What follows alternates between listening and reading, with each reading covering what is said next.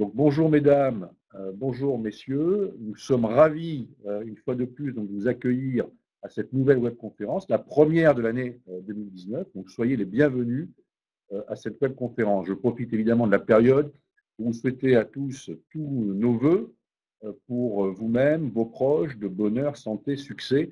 Que cette année de 2019 soit une année resplendissante pour chacun d'entre vous. C'est tout le mal qu'on peut chacun se souhaiter pour cette belle année qui s'annonce. Alors aujourd'hui, le sujet traité est une résolution finalement de début d'année que nous devrions tous prendre pour bien démarrer l'année, à savoir donc le droit à la déconnexion. Pourquoi faire? C'est un sujet hautement d'actualité, y compris d'ailleurs à titre personnel pour tout un chacun par rapport à la vigilance qu'on peut avoir vis-à-vis de ses propres enfants, par exemple. Donc c'est à la fois un sujet d'entreprise, mais un sujet bien évidemment à titre privé. Alors pour aborder ce thème, alors attendez, est-ce que le slide passe? Ça y est, excusez-moi. Donc pour aborder ce thème, je suis accompagné aujourd'hui de notre expert du sujet, donc Daniel Piestrac. Daniel est un partenaire d'Amplitude. Daniel est psychologue comportementaliste, chargé également de cours à l'ESSEC. Il travaille aussi pour des grandes entreprises en France et à l'étranger depuis plus de 30 ans. Donc sa double expérience de psychologue comportementaliste et de mission menée en entreprise lui confère une approche concrète et opérationnelle du sujet abordé. Alors Daniel, j'ai une première question. Le droit à la déconnexion, on en parle, c'est un sujet dont on parle très fréquemment, peut-être certainement plus qu'il ne l'est réellement pratiqué. Alors, de quoi va-t-on concrètement parler ce matin, Daniel? Alors, on va parler de plusieurs choses. D'abord, le droit à la déconnexion. D'abord, bonjour à tous. Le droit à la déconnexion veut dire qu'on est connecté. Le problème n'est pas d'être connecté, mais d'être trop connecté. C'est l'hyperconnexion qui pose problème. Donc, on va voir effectivement, d'une part, les chiffres clés, généraux, travail, vie privée, impact sur la productivité.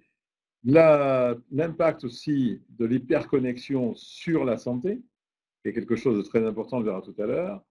Et puis enfin, les actions possibles. Que faire avec tout ça demain matin? Que peut-on faire pour réduire cette hyperconnexion et ses effets pervers?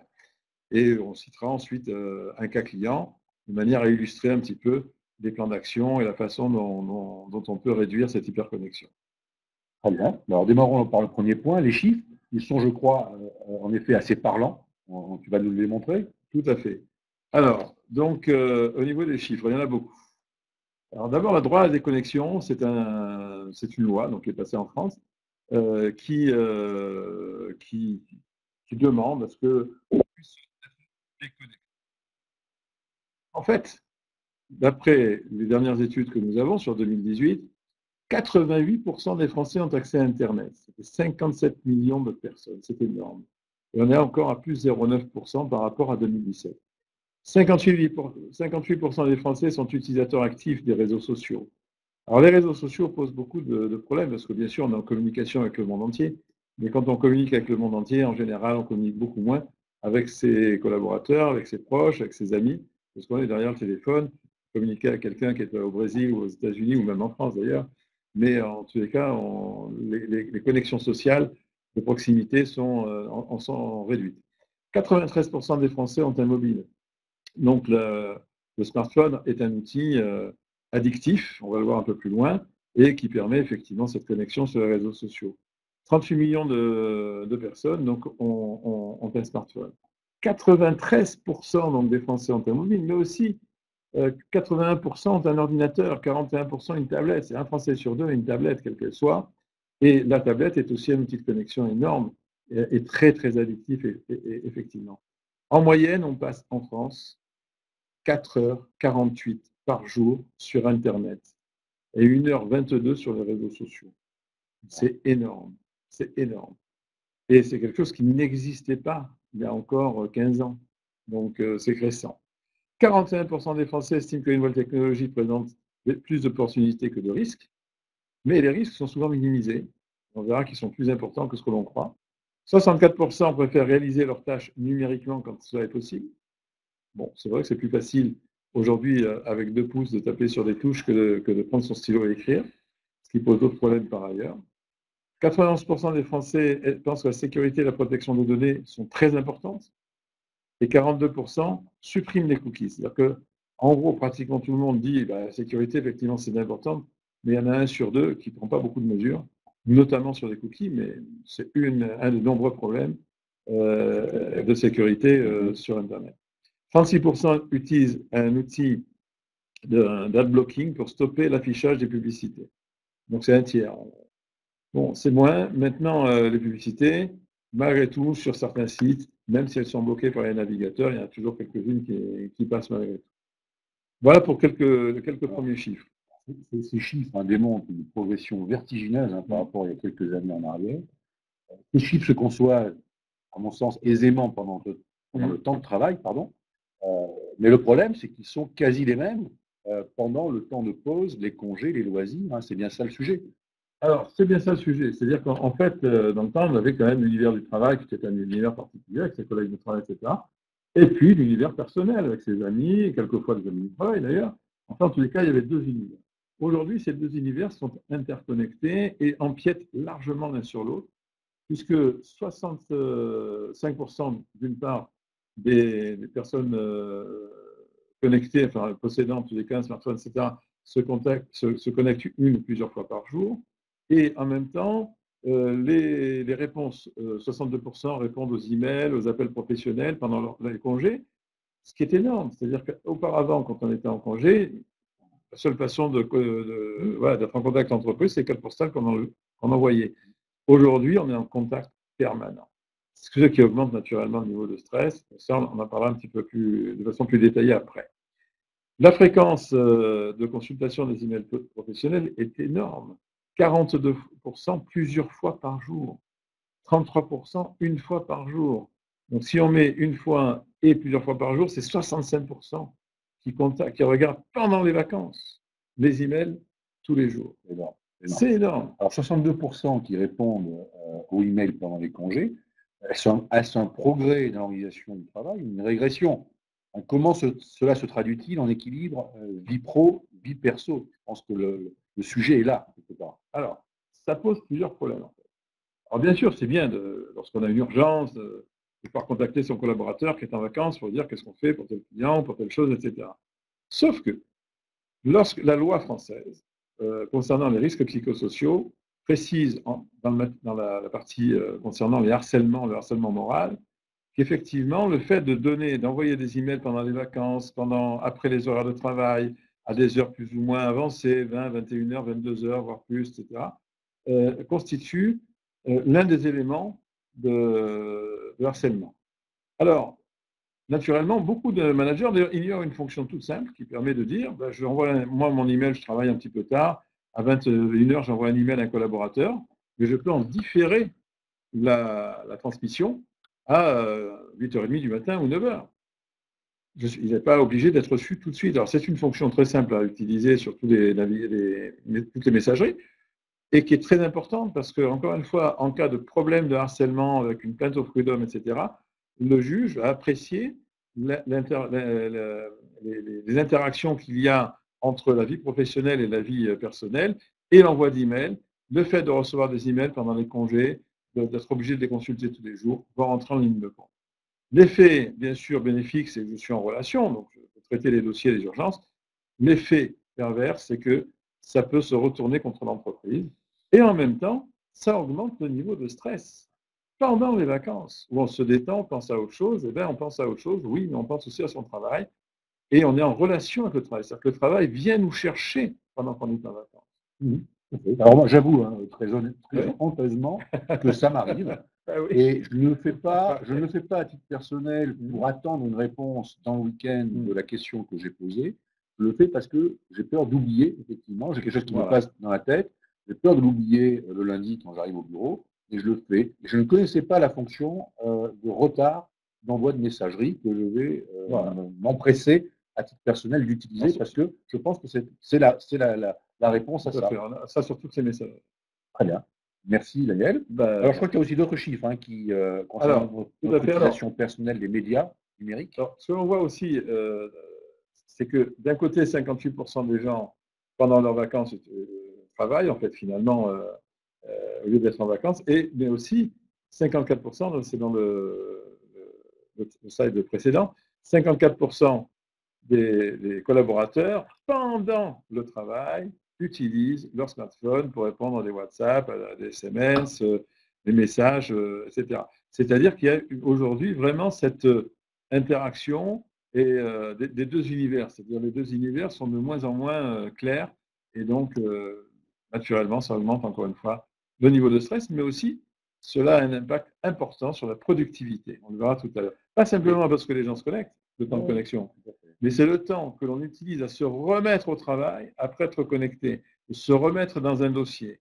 Quand on est dans un dossier, on travaille, on est dérangé. Alors, quel que soit d'ailleurs le sujet, l'origine de ce dérangement. Mon supérieur vient me voir en me disant, tiens, tu as pensé à telle chose, et après, il faut que je me remette dans le dossier. Eh bien, je vais me reprendre 2, 3, 4 minutes à me remettre dans le dossier avec les idées que j'avais auparavant pour ne pas les oublier. Là encore, on a un gros problème. Deuxième chose dans les chiffres clés, c'est le temps passé sur la télévision et Internet. On compare les deux, alors que nous sommes dans deux attitudes et comportements différents. Devant la télévision, nous sommes passifs, bien que maintenant, avec les Smart TV, on peut être un peu plus actif, passer sur Netflix, passer sur des choses comme ça, mais on est quand même relativement passif quand on regarde des films, des séries. Par contre, Internet, on est actif, c'est-à-dire qu'on va rechercher l'information, on va taper les mots-clés, on va aller sur des sites, on va les lire, on va ensuite cliquer sur des liens, etc. Donc, on est actif. Là, le temps de connexion devient de plus en plus important, et ce temps-là, pendant lequel on est coupé des liens sociaux avec ses proches, avec ses amis, avec ses collaborateurs ou autres, il est aujourd'hui, en 2018, de 5h31. Et il est en constante augmentation, alors qu'effectivement, le temps passé devant la télévision, ce sont des moyennes. Donc, il y a bien sûr des gens qui passent moins de temps, d'autres plus, mais il est en moyenne de 172 minutes sur 2018, c'est-à-dire pratiquement 3 heures, ce qui est déjà énorme. Mais quasi stable dans le temps. Mais quasi stable dans le temps. Alors qu'Internet, ça a explosé littéralement. Ça a explosé. Donc on a intuité ce que tu dis, mais les chiffres, là, effectivement, sont extrêmement évocateurs. Alors tout ça joue sur pas mal de problèmes. Ça a beaucoup d'impact sur la santé, notamment sur le temps de sommeil, sur le fait que le sommeil est perturbé. On a un slide un peu plus loin, j'en reparlerai de façon plus détaillée. Et sur la productivité, c'est ce que tu veux nous montrer également dans cette... Tout à fait. Alors 28%, tout à fait. Beaucoup d'études ont été faites aux États-Unis, en France, en Allemagne, enfin dans pas mal de pays européens aussi. En moyenne, le temps passé à résoudre les interruptions de travail dues à l'hyperconnexion, on n'est plus là, interruption parce que mon manager vient me voir, etc., mais vraiment l'hyperconnexion, aujourd'hui l'estimation est de 28% sur le taux de productivité. C'est énorme. Mais les gens en sont conscients. On est donc 30% de moins, en gros, moins productif que 10 ans en arrière, ou 20 ans en arrière. C'est exactement ça. Alors qu'on pense justement travailler sur la productivité. Et oui. Alors, c'est l'effet pervers aussi, typiquement français, puisque en France, on a réduit le temps de travail, mais on n'a pas réduit le volume de travail. Ce qui fait que le niveau de stress augmente. On dit souvent, moi quand je suis aux États-Unis, on me dit, ouais, mais les Français, ils ne veulent pas travailler. C'est faux, ils travaillent énormément. Et donc, le problème, c'est que comme ils sont plus productifs, en travaillant moins d'heures, eh bien, automatiquement, le niveau de stress augmente parce qu'ils sont obligés d'être plus actifs. Et quand on a une chute de productivité due à l'hyperconnexion, le niveau de stress augmente encore parce qu'on a encore moins de temps pour faire le travail qui nous est imparti. Les gens, effectivement, la plupart des gens en sont conscients puisque on voit que, comment dirais-je, 57% n'arrivent pas à se déconnecter et ont du manque, éprouvent un manque. Donc c'est une véritable addiction. C'est-à-dire qu'un collaborateur sur deux ou une personne sur deux en France a du mal à se déconnecter, est en état d'addiction. Ce qui m'interpelle beaucoup, c'est le chiffre, le premier qui cite, c'est-à-dire que 84% des personnes ont conscience que la technologie fait perdre plus finalement de temps qu'elle n'en prend gagner. Exactement. C'est énorme. C'est-à-dire qu'en fait, on est tous conscients de ça, mais on persiste quelque part. Tout à fait. On persiste d'abord parce qu'il y a une addiction comportementale, mais pas uniquement comportementale. Il y a une addiction physiologique. Et encore une fois, ça fait augmenter le niveau de risques psychosociaux, le fait de se couper socialement, parce qu'on est en relation avec le monde entier. Mais d'un autre côté, ceux qui nous sont proches, qui d'entre nous d'ailleurs n'a pas vécu cette scène au restaurant, avec des jeunes ou des adultes ou des gens même retraités, des gens qui sont ensemble et au lieu de discuter, chacun est derrière son téléphone, alors qu'ils sont tous ensemble et qu'ils pourraient discuter. C'est-à-dire que le lien social de proximité, avec toute cette partie de lien affectif, est rompu. Et du coup, cette communication isole, augmente le niveau de stress, augmente le niveau de dépression. Et du coup, effectivement, en France, on le voit, on utilise pas mal d'antidépresseurs, on est réputé pour ça, mais tout est lié en fait. J'ai moins de temps pour faire mon travail, mais j'ai autant de travail à faire, quel que soit le temps dont je dispose, mon niveau de stress augmente. En termes d'utilisation du smartphone, pardon, du matin au soir, vous nous parlez de ça, je crois. Hein. Voilà, on l'utilise beaucoup, mais on l'utilise aussi le matin, dès qu'on se réveille, c'est comme la cigarette en fait. Hein. Ceux qui fument leur première cigarette le matin en se levant. Dès le matin, déjà, on est derrière le smartphone, on regarde les nouvelles, on regarde pas mal de choses. Au lieu de prendre son petit déjeuner en famille et discuter de la journée ou de ce qu'on va faire ou d'autres choses, eh ben, on regarde les messages et chacun est derrière son message avec son café à proximité. Mais ce n'est pas tout, c'est quand on travaille, d'abord 92% de la population font un usage donc, dans le travail de leur Moi, j'y crois pas, de la connexion. Je ne crois pas à ce que tu dis. Non. Ah ouais, voilà. Mais c'est exactement ça. Alors, comment se déconnecter? Ben, envoyez-moi un email pour me dire comment se déconnecter. Voilà. Mais ce qui est encore plus terrible, c'est que, en fait, 53% utilisent leur smartphone pour, pendant le travail, répondre sur les réseaux sociaux.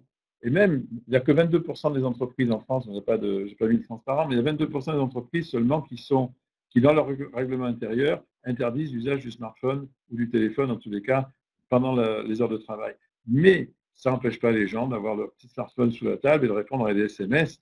On voit même ça dans des call centers où les gens ont leur micro et téléphone, ils ont leur smartphone à côté.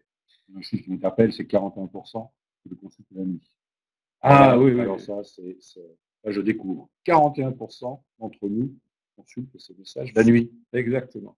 Et ça provoque le temps de passer devant la télévision, plus Internet, plus le fait qu'on consulte pendant la nuit, provoque énormément ce qu'on appelle de TMS, de troubles musculo-squelettiques, mais aussi des troubles du sommeil. Aujourd'hui, il faut savoir que 62% des Français déclarent être victimes de troubles du sommeil, s'endormir trop tard, ne pas arriver à s'endormir, se réveiller dans la nuit, se réveiller le matin en étant fatigué, dormir moins que les heures nécessaires, etc., etc. On va parler maintenant des risques sur la santé, finalement. Voilà, et il y en a beaucoup.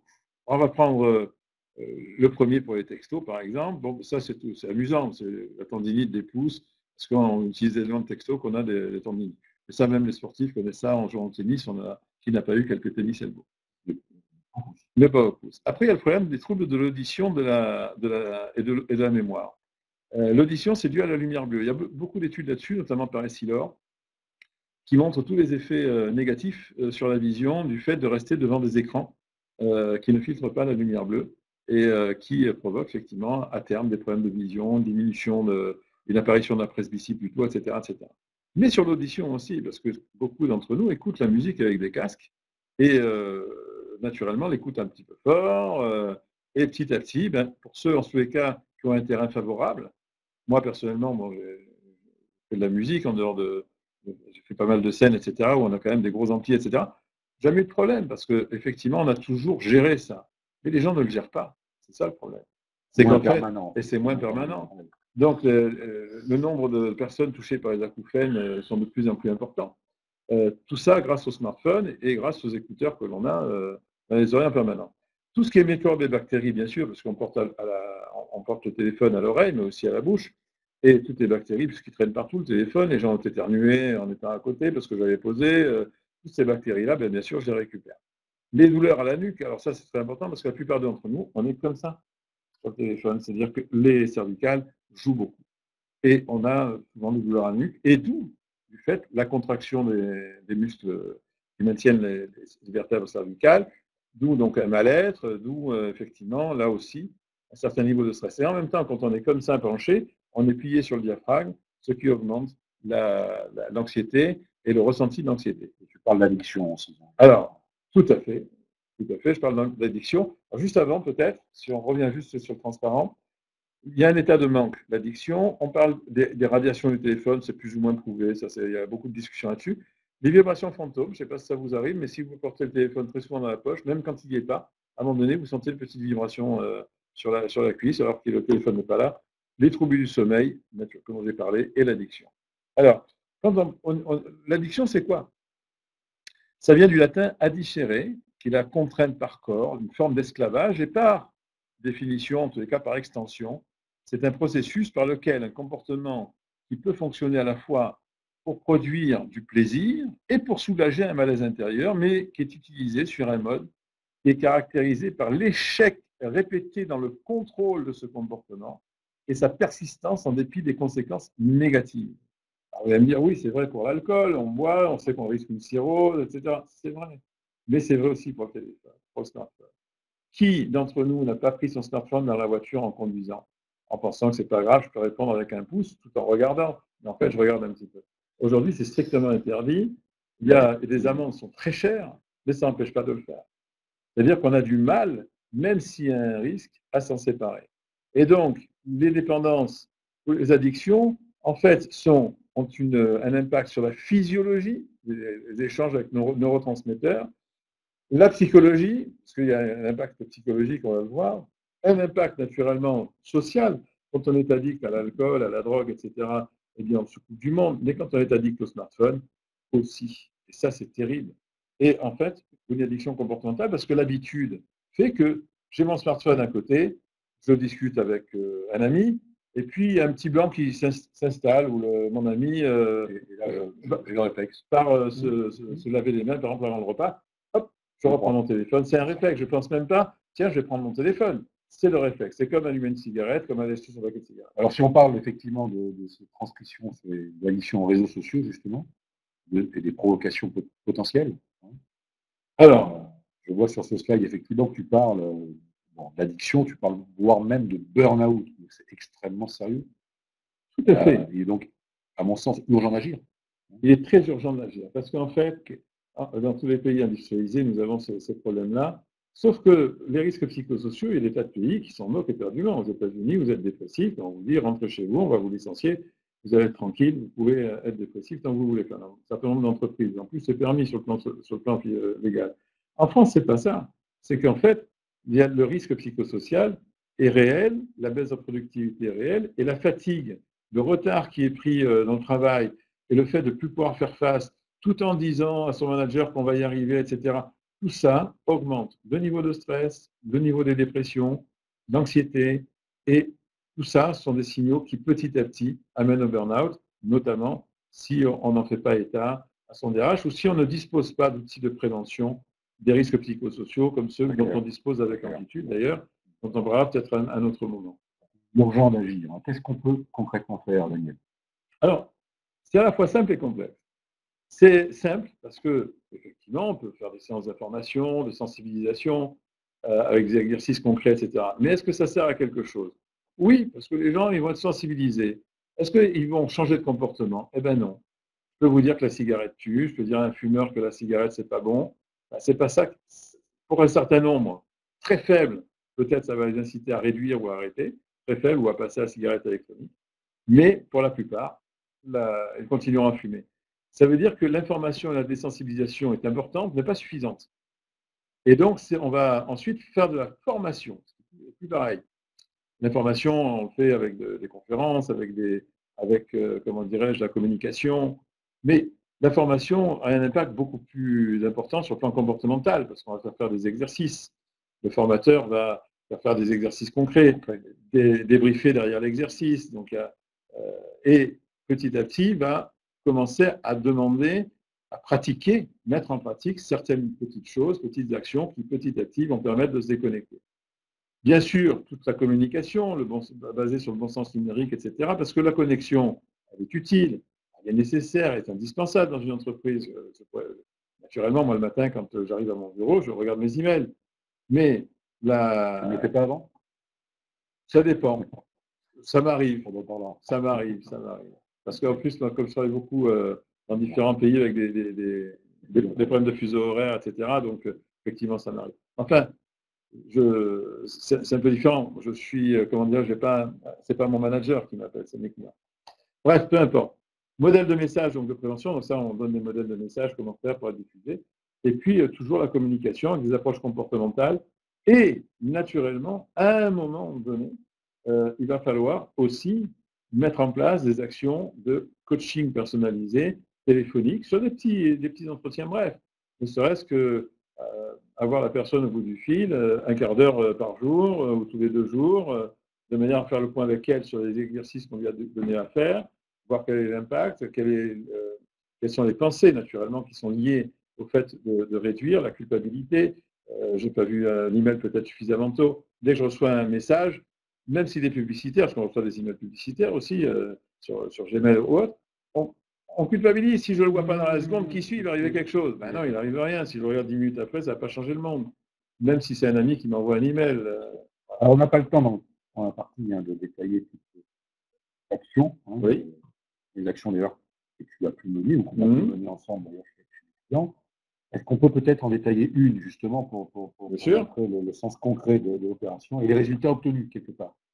Tout à fait. Alors, on va en prendre une toute bête, une action sur un siège de l'entreprise, donc c'est dans le secteur bancaire. On avait constaté donc, dans les audits un temps de connexion moyen de l'ensemble du personnel pendant le travail de 3h17. Naturellement, il y a toujours des écarts entre manager et non-manager. Cadre et non-cadre, ça ne joue pas, parce que c'est un statut cadre. C'est très franco-français, ça existe en France. Mais ce qui est important, c'est soit on est un cadre encadrant, c'est-à-dire qu'on manage des personnes, soit on ne manage pas. Donc, on n'est plus sur une notion de manager, non-manager. Et donc, 1h02 de connexion personnelle. Essentiellement WhatsApp, SMS, appels personnels, parce que l'entreprise en question n'avait pas interdit les appels personnels pendant le travail, parce que, par souci de calme social, on ne veut pas trop faire de vagues. Bon, c'est un comportement qui est assez français et allemand, d'ailleurs. Les Allemands ont des comportements à peu près similaires. Les plans d'action, c'est très simple. On a mis d'abord des séances de sensibilisation. Et comme il y avait beaucoup de monde, 3850 personnes, on s'est dit, on va faire ça un petit peu différemment. On a fait des séances de théâtre avec 150 personnes à chaque fois, sur 2 heures, avec des comédiens. Les cas qui ont été traités ont été préparés avec les comédiens en fonction des cas rencontrés réellement dans l'entreprise. Réellement dans l'entreprise. Donc, on avait refait sur la scène un bureau qui ressemblait au bureau de l'entreprise.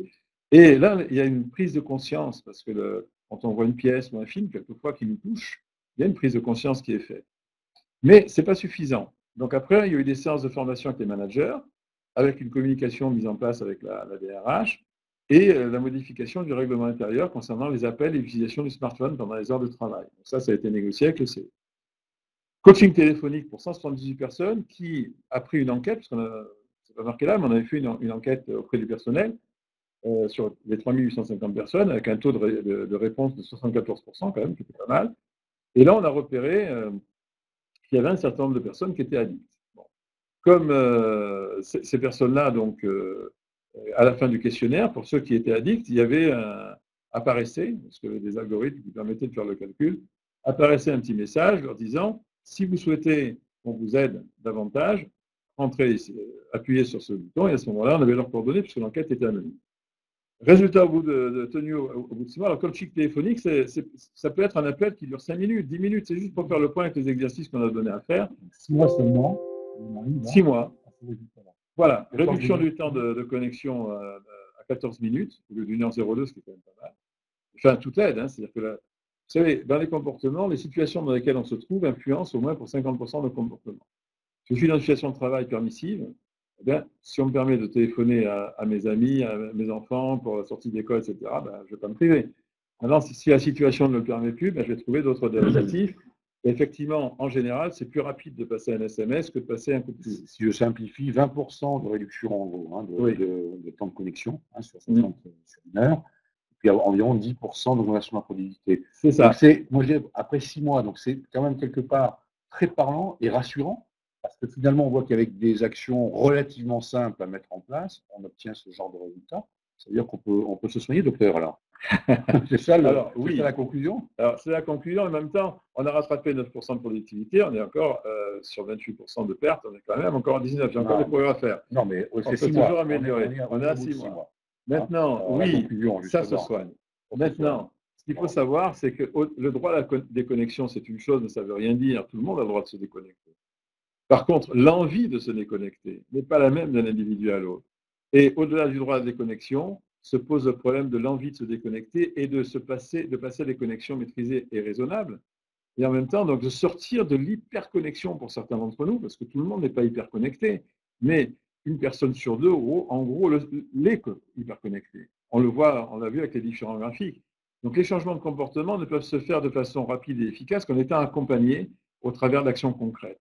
Et ça passe automatiquement, naturellement, par l'externe, parce que même si on forme les managers ont tellement de choses à faire avec leurs collaborateurs que ce suivi-là n'est pas évident. C'est pour ça qu'on a mis des petits suivis. Je vous dis, c'est de manière à ce que tout soit cadre dans des budgets acceptables et raisonnables aussi pour l'entreprise. Un suivi quelquefois de 5-10 minutes, en tous les cas pendant 2 semaines, tous les 2 jours, permet de faire le point avec les collaborateurs et de sortir de cette addiction. Et pour un nombre réduit de collaborateurs, on a suivi que 178 collaborateurs sur 3850 dans le coaching. Et on a, malgré tout, avec toutes les actions, arrivé à réduire l'impact sur la productivité et les risques psychosociaux, avec un autre outil pour terminer, qui est un outil de prévention de risques psychosociaux qui s'implante sur l'intranet, dont Luc parlera peut-être dans une autre conférence. Absolument. Alors, on ne peut pas terminer parce qu'on peut en parler des heures de ce sujet-là. L'idée était, et je te remercie Daniel, et j'espère que cela a été perçu comme ça par nos auditrices et nos auditeurs, c'est d'éclairer le sujet, de démontrer finalement par un seul exemple, en mettant en place des actions qui ne sont pas des actions très compliquées, ce que tu veux. Enfin, pour moi, tel que voilà, on avait des actions relativement simples, on pouvait lutter sur ce genre de choses et finalement mettre en opérationnalité, je ne sais pas si ça se dit, en opérationnalité, le droit à la déconnexion, qui est un sujet juridique au départ.